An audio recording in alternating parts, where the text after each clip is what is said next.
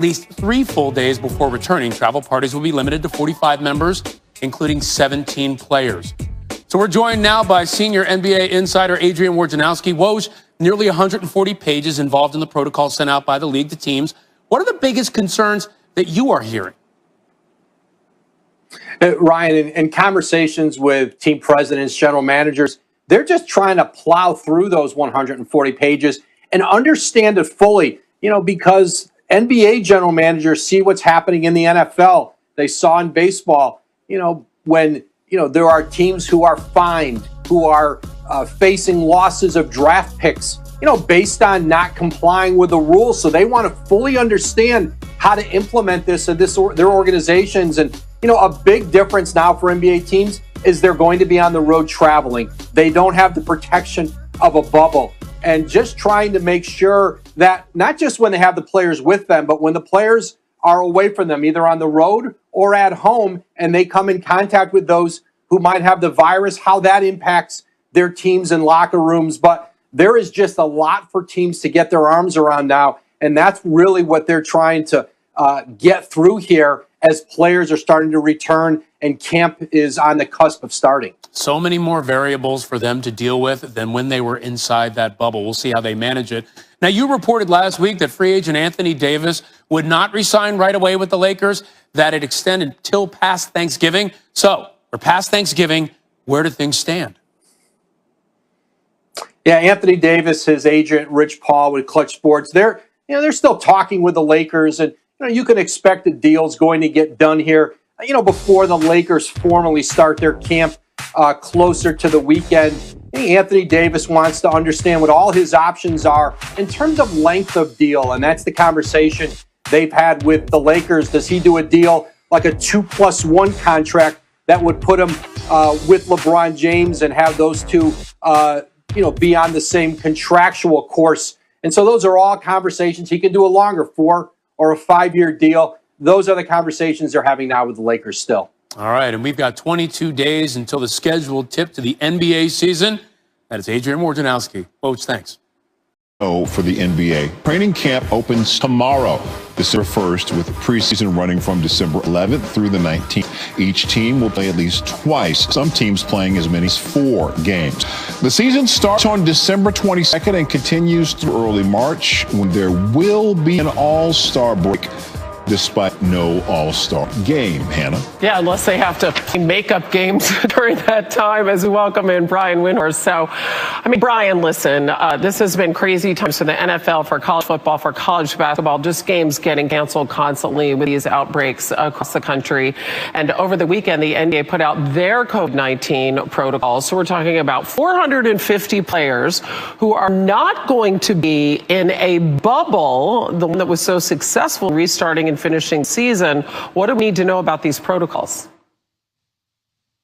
Well, Hannah, the NBA is saying that they are expecting, and it's common sense, that there's going to be positive tests. And they're openly saying that even though there's going to be positive tests, they have no intention of slowing the league down, postponing, or canceling. And they made the decision back in November that they were going to start in individual markets, that the bubble idea was going to be retired for the time being. Now, there are teams that have announced that they're going to start without fans. In fact, the Charlotte Hornets were the latest team to announce that today. But the NBA is going to try to fight through this, going to try to manage this situation, and they are going forward. And they are going to start Christmas week, and they are going to get as many games as possible to try to mitigate what you're talking about.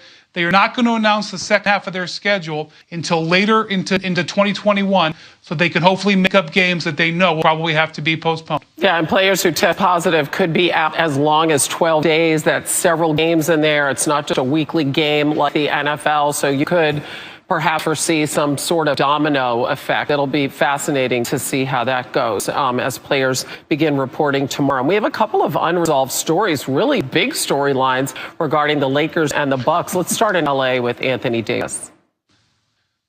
Yeah, how about the two biggest storylines of the NBA offseason? That's Anthony Davis and Giannis Antetokounmpo. Anthony Davis has not signed his contract yet. Training camp starts tomorrow, and it's led people in the league to wonder if he is waiting to see what Giannis does with his contract. The reason this is interesting, Hannah, is that the Lakers only have 2 contracts on their books for next year at just $15 million, because LeBron James has an opt-out clause in his contract. And if Anthony Davis builds his new contract with an opt-out clause, they could have anything on the table. They could go chasing after free agents, whether it's Giannis or not. So definitely keep an eye on that. He's running out of time to sign him. As for Giannis, he returned to Milwaukee from Greece over the weekend, and the expectation that the team has is they will meet with him in the next few days to discuss his contract extension. Now, it's $225 million in 5 years, but he only has until December 21st to make up his mind, and then it goes away until next summer. This is obviously a massive thing, arguably the most important thing in the NBA right now, and Giannis is going to have to address it at some point. It's hanging over the Bucks, but the Bucks are confident he's going to sign it. Yeah, and speaking of domino effect, like you said, it could, maybe inform what AD does. And it's hard to believe. I mean, all these things coming so fast and furious. The season actually begins 3 weeks from tomorrow. That's unbelievable. Brian, as always, we appreciate the info. Thank you.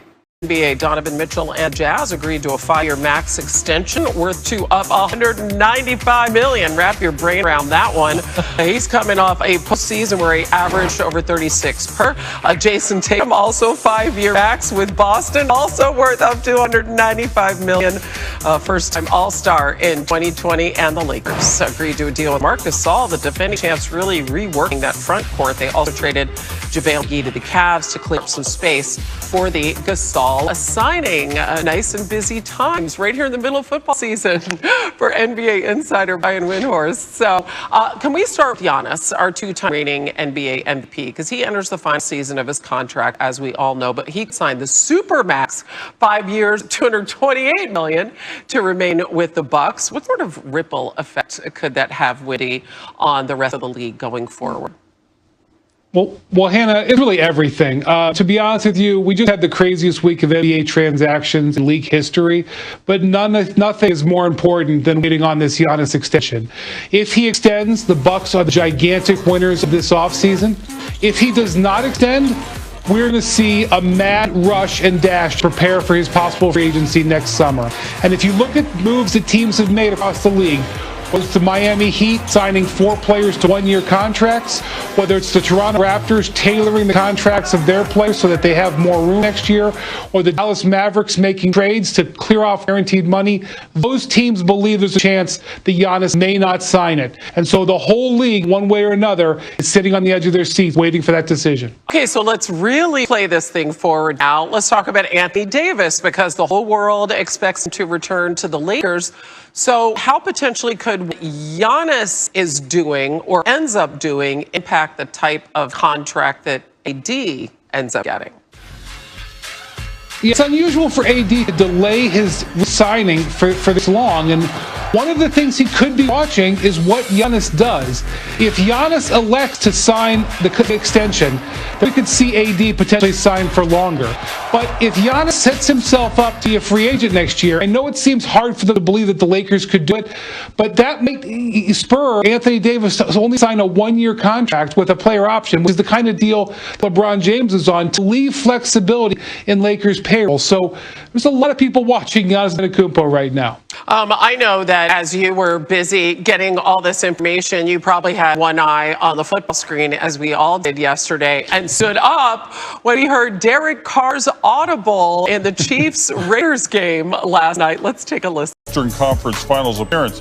And the Lakers, fresh off the title, agreed to a deal with Marc Gasol. They drafted him originally. Defending champs are reworking their front court, trading JaVale McGee to the Cavs to clear up some space for Gasol. All right, it's not official until Woj says so. Actually, sometimes Woj says so, then it becomes official. But in any case, we're going with these stories.